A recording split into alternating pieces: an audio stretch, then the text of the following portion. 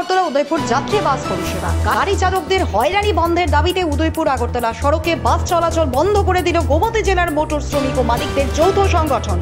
ফলে শুক্রবার সকাল থেকেই উদয়পুর আগরতলা সড়কে বাস চলাচল বন্ধ। নিত্যযাত্রীদের দুর্ভোগ চরমে উঠেছে।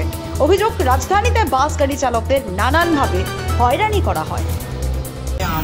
আমি যাওয়ার পরে আমাকে বললো সিন্ডিকেটে, তোমাকে সিন্ডিকেটে যেতে বলেছে। আমি সিন্ডিকেটে গেছি, যাওয়ার পরে দেখি ক্যাপিটালের মালিক বসে আছে। আমি জিজ্ঞাসা করলাম, দাদা আমাকে বলে ডেকেছে? বলে আমি ডাকিনি, তোরে আরেকজন ডাকেছে, ফোন করেছে। ও ফোন করে ওই ওখানে যায়, ও ডেকেছে। ওর কাছে গেলাম, গেছি পরে কিছু কথা নাই, আমাকে ধরে টানাটানি মারামারি গুসানি হাত পাতা করে আরো কথা। আমি কি করলাম? আপনার নাম? আমার নাম দীপক। কোন জায়গা থেকে বাস চালাচ্ছেন? উদয়পুর আগরতলা। আজকে মূলত কোন কোন জায়গার বাস বন্ধ?